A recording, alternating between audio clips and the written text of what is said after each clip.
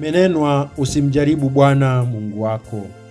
Tafakari ya neno la Mungu, Dominika ya kwanza ya Kwaresima, mwaka C. Wazo kuu la leo ni ushindi kwa njia ya neno wa Mungu.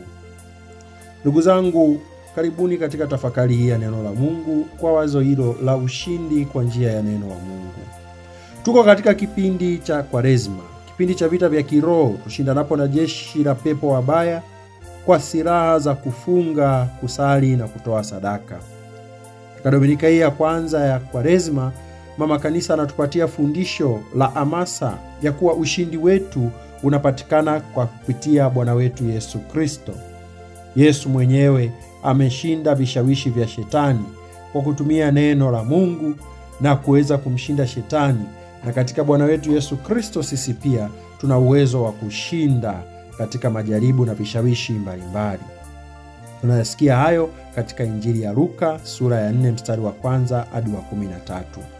Katika somo la kwanza linalotoka katika kitabu cha Kumbukumbu la Torati sura ya 26 mstari wa 4 hadi wa 10, linasimulia agizo ambalo wana wa Israeli walipewa la kumtolea Mungu sadaka ya shukrani, sadaka ambayo aliyeitoa ilipaswa kuambatana na kiapo cha kukumbuka wema wa Mungu aliyewatoa katika utumwa na kuwaleta katika nchi yao, na hivyo basi kumshukuru Mwenyezi Mungu kwa kuwa yote walionayo ni mali ya Mungu. Kwa kupitia katika fundisho hilo, tunafundishwa na sisi kuwa watu wa shukrani na kumtolea Mungu shukrani katika kujinyima kwetu kwa kuwalisha wahitaji na kuwasaidia maskini. Katika somo la pili ambalo linatoka katika waraka wa Mtume Paulo kwa Warumi sura ya 10 mstari wa 8 hadi wa 13, tunafundishwa kumwamini Bwana wetu Yesu Kristo. Maana ni sehemu katika kumwamini Bwana wetu Yesu Kristo tunamopata wokovu, kama wana wa Israeli ambao walimwamini Mungu na kuisikiliza sauti yake na kuifuata, na wakapata uzima kwa kuokolewa kutoka katika utumwa kule Misri. Katika kumwamini Mungu, anayeliitia jina la Yesu anaokoka. Katika masomo yetu ya leo haya, somo la kwanza, la pili na Injili yanakolezwa na kiitikio cha wimbo wa katikati ambao unatoka katika Zaburi ya 91 mstari wa kwanza na wa pili na mstari wa 10 hadi wa 15. Kiitikio ikiwa ni mstari wa 15: Ee Bwana, uwe pamoja nami katika taabu zangu zote. Katika kiitikio hiki cha wimbo wa katikati ni kichochewa na kauli mbiu ambayo inatuongoza katika tafakari ya leo, ushindi kwa njia ya neno la Mungu. Nawaalika katika tafakari hii ya leo. Ndugu zangu, ni wazi kwamba ulimwengu tunamoishi ni mali ya Mungu, maana nchi na vyote vijazavyo ni mali ya Bwana. Lakini shetani anaishi katika ulimwengu huu, na kwa kuwa anashindana na Mwenyezi Mungu, anataka kufanya kwamba ulimwengu ambao ni mali ya Mungu, sisi wanadamu tuuone kuwa ni wake shetani, na tuishi sio kwa kufuata mapenzi ya Mungu, sio kwa neno la Mungu, bali kwa kufuata mapenzi ya kibinadamu. Shetani aliye bwana wa uzushi na muongo alifanikiwa kuwadanganya wazazi wetu wa kwanza, Adamu na Eva, kama tunavyosoma katika kitabu cha Mwanzo sura ya 3 mstari wa kwanza hadi wa 5, na wakaanguka katika dhambi. Shetani anamshawishi leo na kumjaribu Bwana wetu Yesu Kristo ili aanguke katika dhambi. Yesu hakubali na wala ashindwi na wala aanguki katika vishawishi, kwa kuwa yeye ni Mungu na mtu kweli, anayashinda hayo kwa kupitia nguvu za kimungu ndani mwake. Na sisi nasi tukiwa na nguvu ya Mungu ndani mwetu, tuna uwezo wa kushinda katika vishawishi mbalimbali. Ndugu zangu, Bwana wetu Yesu Kristo amejaribiwa katika mambo makuu matatu, ambayo hayo mambo kwa kweli ni sehemu ya maisha yetu wanadamu, na sisi tusipokuwa makini, mara nyingi tutajaribiwa, na mara nyingi tumejaribiwa na tumeanguka katika hayo. Jambo la kwanza, amejaribiwa katika swala la chakula. Shetani alijua kabisa kuwa Bwana wetu Yesu Kristo baada ya mfungo wa siku 40 ameona njaa. Anamshawishi kwamba ageuze jiwe kuwa mkate, kama kweli yeye ni mwana wa Mungu. Yesu sio kwamba sio mwana wa Mungu. Angelisikiliza neno la shetani na kulitii hilo jaribu na kugeuza jiwe kuwa mkate, asingekuwa amethibitisha kwamba yeye ni mwana wa Mungu, kwani angekuwa amethibitisha kumtii shetani. Yesu anamshinda shetani kwa kumwambia, mtu hatoishi kwa mkate tu, bali kwa kila neno litakalo katika kinywa cha Mungu. Kwa maana kwamba hata kama nina njaa, lakini njaa hii haielezi uaminifu wangu kwa Mwenyezi Mungu. mimi napaswa kuwa mwaminifu kwa Mwenyezi Mungu na sio kwako wewe Shetani. Napaswa kuwa mwaminifu kwa Mwenyezi Mungu na si kwa njaa zangu. Ndio maana Bwana wetu Yesu Kristo amelishinda jaribu hilo. Sisi nasi tunajaribiwa mara nyingi katika swala la chakula. Ni katika kazi tunazozifanya, tunafanya ili tuweze kupata chakula. Mkono uende kinywani kama ambavyo tumezoea kusema. Lakini katika chakula hicho tunachokipata, mara nyingine tunakitafuta kwa bidii, hata kwa nguvu nyingi, hata za kumsahau Mwenyezi Mungu.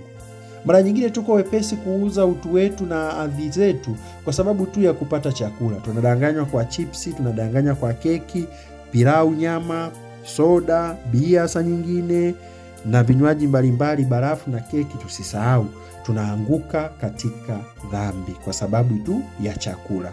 Lakini pia katika kujitafutia chakula tumekuwa rahisi hata kuuza miili yetu, hadhi zetu na mambo mengine. Tumekuwa rahisi hata kutokumpa Mungu nafasi ya kwanza kwa sababu tu ya kutafuta chakula. Katika chakula tumeanguka pia katika dhambi za uchoyo, urafi na ulevi. Mara nyingine tumekuwa wachoyo kwa kutogawana chakula chetu na wale wasionacho, na mara nyingine tumekuwa wachoyo kwa kujilimbikizia. Kwa mfano katika familia au katika jumuiya fulani, unaweza kukuta mtu anayetangulia kupakua chakula akapakua chakula kwa kujiangalia yeye tu bila kujali kwamba wengine pia wanaokuja nyuma yake wanahitaji chakula hicho. Na mara nyingine mtu akapakua chakula kingi hata baadaye akaishia kukimwaga bila kusahau kwamba kuna wengine ambao wanahitaji chakula hicho. Mara nyingine tunapika vyakula vingi ambavyo vinaishia kesho yake hatuwezi kuvirudia kula, tunaishia kuvimwaga wakati kuna wahitaji. Tunajaribiwa katika hilo chakula. Kwa hiyo tunajaribiwa sio tu kwa kutoshirikisha wengine chakula ambacho tunacho, bali pia wakati mwingine kwa sababu ya chakula kuwa tayari kuuza utu wetu kwa sababu tu tupate chakula. Kama nilivyotoa mifano hiyo ya kununuliwa chipsi na vitu vingine. Tunaangalia jaribu hili limekuwepo hata kwenye maandiko matakatifu. Esau aliuza haki yake ya mzaliwa wa kwanza kwa Yakobo kwa sababu Esau aliona njaa na Yakobo alikuwa na chakula. Yakobo akasema, sitokupa chakula hiki, labda uniuzie haki yako. Na Esau akamuuzia. Kasome kitabu cha Mwanzo sura ya 25 mstari wa 29 hadi wa 34. Wana wa Israeli walimuasi na kumkosea Mwenyezi Mungu kwa sababu tu ya kukosa chakula. Kasome sura ya 16 ya kitabu cha Kutoka. Lakini pia usome na sura ya 17 ya kitabu cha Kutoka ambapo walikuwa wanadai maji. Mitume walinungunikiana wao kwa wao na pengine labda atakujibizana vibaya kwa sababu tu walisahau kuchukua mikate. Kasome Injili kadiri ya Marko sura ya 8 mstari wa 14 hadi wa 21. Chakula. Jaribu hilo Shetani anatupatia sana. Na kwenye chakula hapa anatukamata sana. Ndio maana tunaalikwa pia kati ya vitu vya kufunga cha pekee pia tufunge chakula. Ndugu zangu, Bwana wetu Yesu Kristo alishinda jaribu hilo la chakula. Tusijidanganye sisi kwa kusema kwamba eti sisi wa Katoliki hatupaswi kufunga chakula. Nani aliyesema? Yesu mwenyewe alifunga chakula. Sisi je? Jaribu la pili ambalo Shetani anampatia Bwana wetu Yesu Kristo ni ile la kumuonyesha miliki yote ya ulimwengu na kumwambia kwamba hii ni mali yangu na nitakupa wewe. Jaribu hili kwetu sisi linakuja kwa njia ya tamaa ya kupenda kumiliki na kutawala wengine. Je, mara ngapi ndoa zinavunjika kwa sababu tu ya mtu kutafuta mali, kutafuta hali nzuri ya maisha? Kwa mfano, mwanaume mwingine ana hela nyingi kuliko za mume wangu, basi kwenda kwa yule, au mwanamke huyu kwenda kwa huyo. Mara ngapi ambapo katika maisha yetu ya upadre na utawa tunaanguka katika tamaa ya kutaka kumiliki na kuwatawala wengine, kuumiliki ulimwengu, na hivyo basi kuanza kuoneana wivu, kuanza kuonekateana tamaa na kuanza kushindwa kuishi kiaminifu na dhiri zetu na viapo vyetu.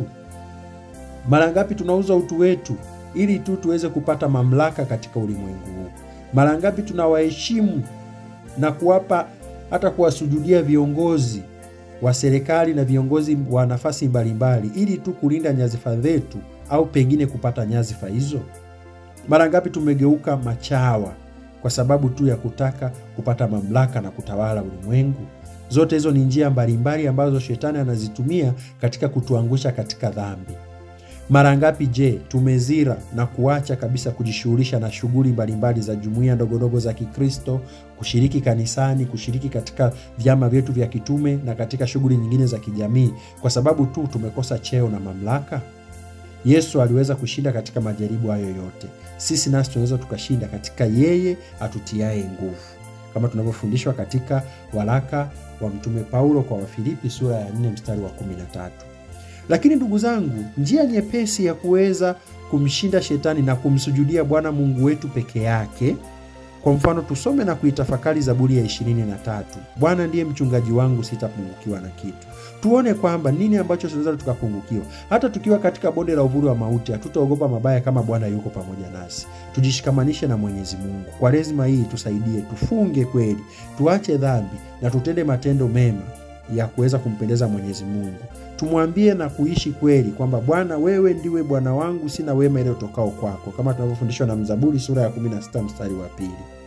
Jaribio la tatu ambalo shetani alimjaribu Yesu na anatujaribu hata sisi kwa nyakati zetu hizi ni lile la kumjaribu Bwana Mungu wetu.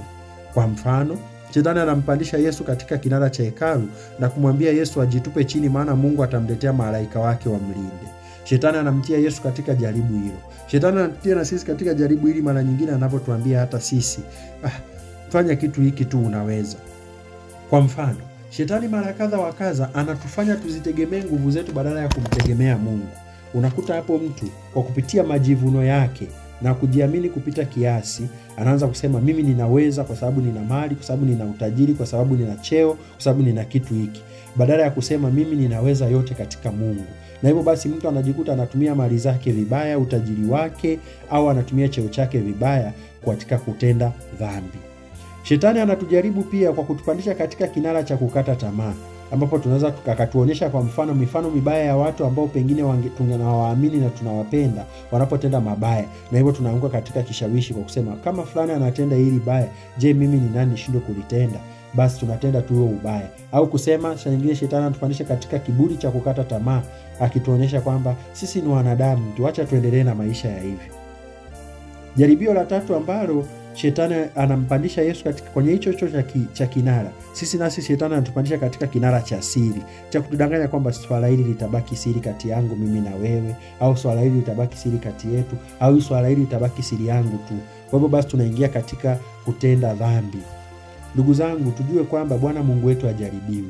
Shetani mara nyingine anatujaribu kwa kuturudisha kwenye njia zile ambazo tulishaanguka zamani, kutufanya tuone tu kawaida. Kwa mfano, mtu fulani anakushawishi katika maovu, shetani anakushawishi na wewe uendelee tu kuambatana na huyo mtu, badala ya kuvua kwa nguvu moyoni mwetu urafiki mbaya au kitu chochote kile kinachoharibu urafiki wa Mungu, hata kitupasa kutoa sadaka kubwa. Shetani anafanya kwamba utampoteza au utaonekanaje, mbona wengine. Tunaanguka katika kumjaribu Bwana Mungu wetu kwa kujiingiza katika mitego ya dhambi na katika mitego au njia ambazo zinaweza kufanya tuishie kutenda dhambi. Ndugu zangu, tunaweza tukashinda yote. Ushindi wetu unapatikana katika Bwana wetu Yesu Kristo. Yesu alishinda vishawishi, alijaribiwa na kuvishinda. Sisi wa Kristo pia nasi tunaweza tukajaribiwa, lakini ushindi wetu hautakuja kwa nguvu zetu, utakuja katika nguvu za Bwana wetu Yesu Kristo, endapo kama tutakubaliana kuipokea neema yake. Basi kama alivyotusii Mtume Paulo katika somo la pili la siku ya Jumatano ya Majivu, msipokee neema ya Mungu bure, bali wakati uliokubalika nalikusikia siku ya wokovu na nalikusaidia. Wakati uliokubalika ndio sasa. Tufunge kweli, tusali kweli na tutoe sadaka. Tujikatalie mambo mbalimbali, hususani chakula, hususani na matendo maovu. Na wala tusije tukayarudia matendo maovu. Tuache kabisa uovu kwa kufunga. Tuache kabisa uovu kwa kusali. Tuache kabisa uovu kwa kutoa sadaka, kwa kugawana mali zetu na wahitaji, lakini na kujitoa sisi wenyewe kwa ajili ya huduma ya wahitaji. Tumwombe Mungu atusamee dhambi zetu, atujalie neema ya kumwamini na kumtumaini yeye, ili yeye awe pamoja nasi katika shida taabu zetu zote. Atujalie neema ya kumfuata Bwana wetu Yesu Kristo aliyejinyima chakula cha kidunia na akaonesha namna iliyo njema ya kufanya kitubio. Atujalie neema ya kuziungama dhambi zetu na kuzishika amri zake, ili siku zote tunapopokea Ekaristi Takatifu tule mkate wa mbinguni unaolisha imani, unaohamasisha tumaini na kuyatia nguvu mapendo, tukiwa katika hali ya neema, na mkate huo utufae kwa uzima. Tumuombe Mungu atufundishe kumtamani yeye aliye mkate hai na wa kweli, ili tuweze kuishi kwa kila neno litokalo katika kinywa chake. Daima Mungu awe na nafasi ya kwanza, ya pekee na ya mwisho katika maisha yetu, maana tunayaweza yote katika yeye, na ushindi wetu dhidi ya dhambi na mauti unakuja katika yeye. Usisahau, kama Yesu alijaribiwa, wewe ni nani je usijaribiwe? hakika shetani atakujaribu, lakini una uwezo wa kumshinda shetani kwa kupitia Bwana wetu Yesu Kristo. Funga, sali, toa sadaka, jipatanishe na jiweke karibu na